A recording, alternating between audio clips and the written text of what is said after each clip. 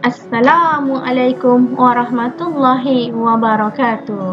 Okey, bertemu lagi kita dalam sesi pembelajaran Measurement and Instrumentation. Okey, untuk topik kali ini adalah mengenai Voltage Measurement Technique. Okey, apa yang ada dalam Voltage Measurement Technique?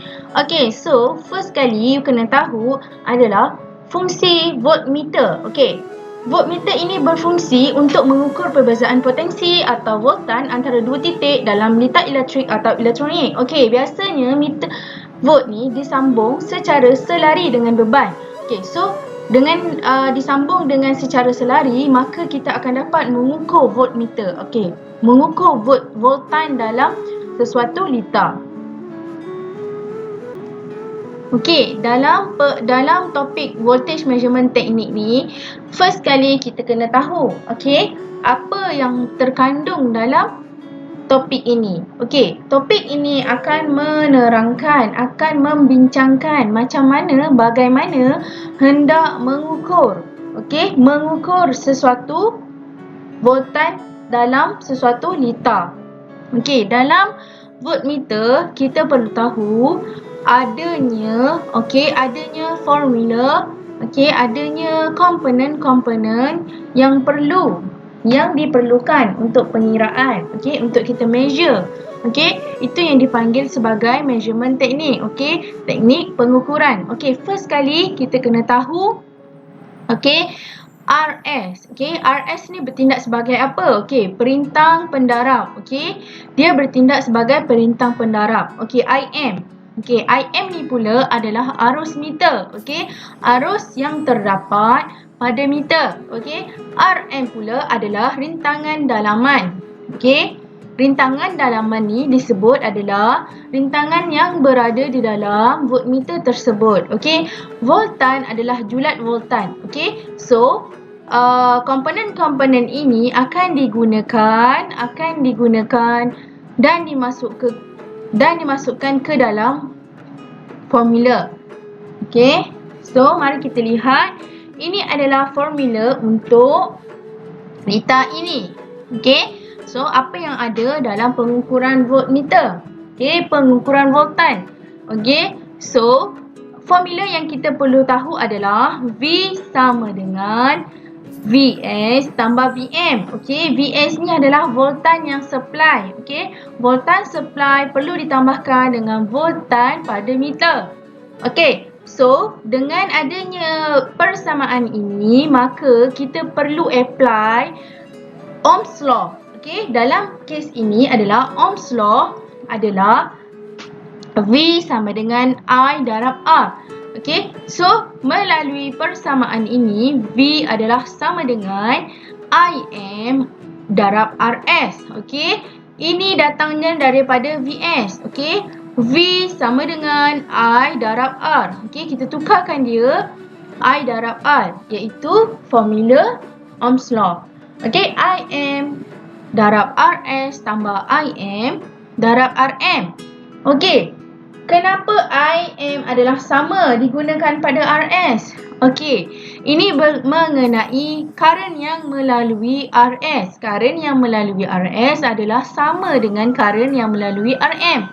Oleh itu, kita akan gunakan current yang sama.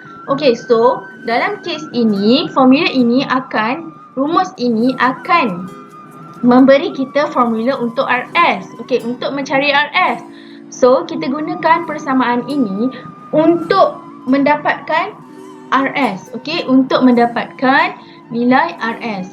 So, kita susun secara matematik. IM darab RS, kita ketepikan sebelah kiri sama dengan V tolak IM darab RM. So daripada persamaan ini, kita boleh bawa IM ke sebelah kanan, iaitu menjadi bahagi.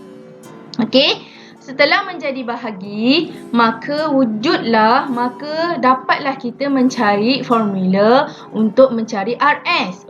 So RS adalah sama dengan V bahagi IM tolak RM. So ini adalah formula untuk mencari RS, iaitu perintang pendarab. Mari kita lihat contoh yang berkaitan dengan formula yang kita cari tadi. Okey. So, contoh soalan di atas adalah sebuah meter volt mempunyai pesongan penuh meter gelung bergerak adalah 50 mikroampere. Okey. Dan rintangan dalaman adalah 500.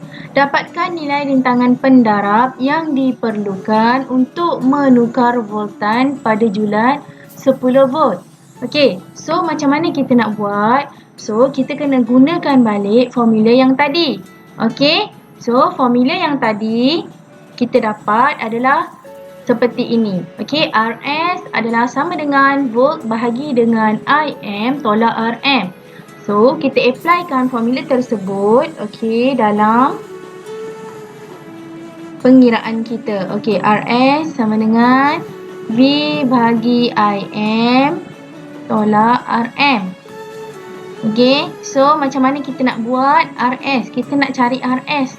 Okey, RS yang diperlukan, maksudnya nilai rintangan pendarab yang diperlukan untuk menukar voltan pada julat 10.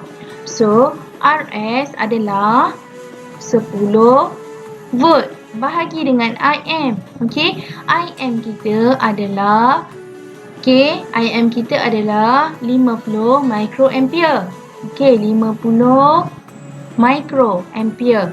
Okey, tolak dengan RM. Okey, rintangan dalaman kita adalah 500. Okey, so berapa jawapan kita? Kita perlu kira berapakah jawapan kita. Okey, jawapan yang kita dapat adalah 199.5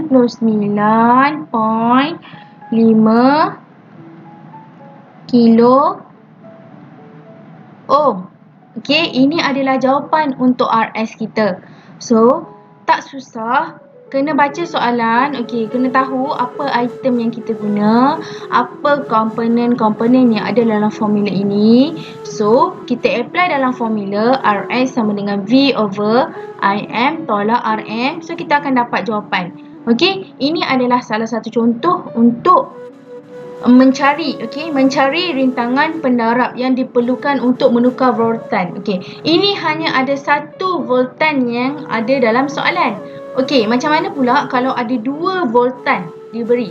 Okey, so kita akan tengok untuk penyelesaian. Okey, macam mana kita nak ukur, kita nak tentukan rintangan pendarab kita berapa untuk tukar voltan yang ada dua nilai voltan.